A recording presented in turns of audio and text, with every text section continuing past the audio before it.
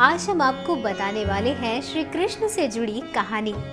हम सभी को पता है कि कृष्ण का जन्म कैसे हुआ, लेकिन क्या आप ये जानते हैं कि भगवान कृष्ण की मृत्यु कैसे हुई थी? महाभारत के युद्ध के बाद जब दुर्योधन का अंत हो गया तो उसकी माता गांधारी बहुत दुखी हो गई थी। वो अपने बेटे के शव पर शोक व्यक्त करने के लिए रणभूमि में गई थी। भगवान कृष्ण और पांडव भी उसके साथ गए थे। गांधारी अपने बेटे की मृत्यु से इतनी दुखी हो गई थी कि उन्होंने भगवान कृष्ण को 36 वर्षों बाद मृत्यु का शाप दे दिया। भगवान कृष्ण मुस्कुराए और स्वयं पर लगा अभिशाप स्वीकार कर लिया और ठीक इसके 36 वर्षों बाद उनका अंत शिकारी के हाथों हुआ। श्री कृष्ण की मृत्यु और द्वारका की नदी में समा जाने की घटना अत्यंत महत्वपूर्ण है। आपको बताते हैं वो घटना जिसमें श्री कृष्ण की जान चली गई थी। ये घटना कुरुक्षेत्र युद्ध के 35 साल बाद की है। श्री कृष्ण का द्वारका नगरी बहुत शांत और खुशहाल थी, जहां युवाओं के भीतर चंचलता बड़ी ही सामान्यता थी और ये सभी भोग विलास में लिप्त रहते थे। एक बार कृष्ण के पुत्र सांब को एक शरारत सूझी। स्त्री का वेश लेकर वो अपने दोस्तों के साथ ऋषि विश्वामित्र, दुर्वासा, वशिष्ठ और नारद से मिलने गए। ये सभी श्री कृष्ण के साथ एक औपचारिक बैठक में शामिल होने के लिए द्वारका आए थे। स्त्री के वेश में सांब ने ऋषियों से कहा कि वो गर्भवती हैं। वो उसे ये बताएं कि गर्भ में बच्चे का लिंग क्या है। उनमें से एक ऋषि ने इस खेल को समझ लिया और क्रोधित होकर सांब को श्राप दिया कि वो लोहे के तीर के रूप में जन्म लेगा, जिससे उनके पुत्र और साम्राज्य का भी नाश होगा। सांब ने सारी घटना उग्रसेन को बताई और उग्रसेन ने वो तांबे का तीर चूर्ण बनाकर प्रभास नदी में प्रभावित कर दिया। इस तरह उन्हें उस श्राप से छुटकारा मिल गया।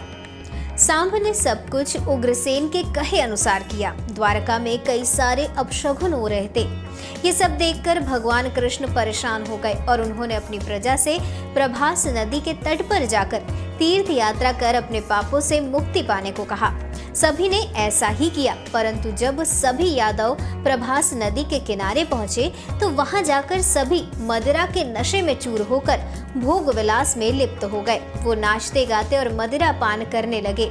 मदिरा के नशे में चूर सात्यकी कृतवर्मा के पास पहुंचा और अश्वत्थामा को मारने की साजिश और पांडव सेना के सोते हुए सिपाहियों की हत्या करने के लिए उसकी आलोचना करने लगा। वहीं कृतवर्मा ने भी सात्यकी पर आरोप मढ़ने शुरू कर दिए। बहस बढ़ती गई और इसी दौरान सात्यकी के हाथ से कृतवर्मा की हत्या हो गई। कृतवर्मा की हत्या करने के अपराध में अन्य यादवों ने मिलकर सात्यकी को मौत के घाट उतार दिया। जब कृष्ण को इस बात का पता चला तो वे वहां पर प्रकट हुए और एरका घास को हाथ में उठा लिया।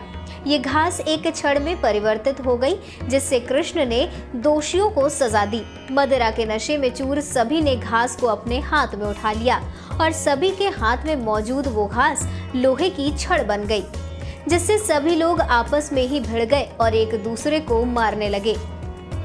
बब्रू, दारुक और कृष्ण के अलावा अन्य सभी लोग मारे गए। बलराम इस उपद्रव का हिस्सा नहीं थे, इसलिए वो भी बच गए। कुछ समय बाद बब्रू और बलराम की भी मृत्यु हो गई, जिसके बाद कृष्ण ने दारुक को पांडवों के पास भेजा और कहा कि अर्जुन को सारी घटना बताकर उससे मदद लेकर आओ। दारुक इंद्रप्रस्थ की ओर रवाना हुए और पीछे से ही कृष्ण ने अपना देह त्याग दिया। श्री कृष्ण की मृत्यु की घटना प्रभास नदी से ही जुड़ी है, जिसमें लोहे की छड़ का चूर्ण बहाया गया था।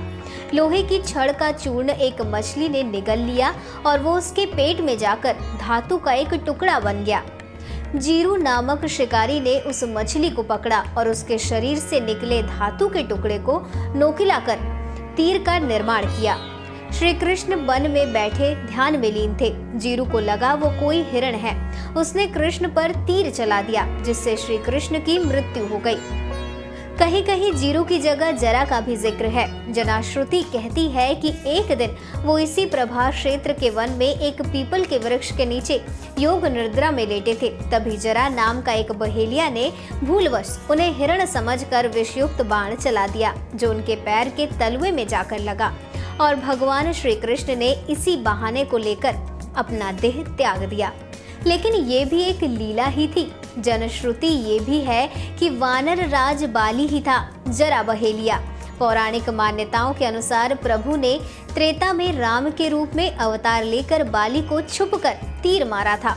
कृष्ण अवतार के समय भगवान ने उसी बाली को जरा नामक बहेलिया बनाया और अपने लिए वैसी ही मृत्यु चुनी जैसी बाली को दी थी।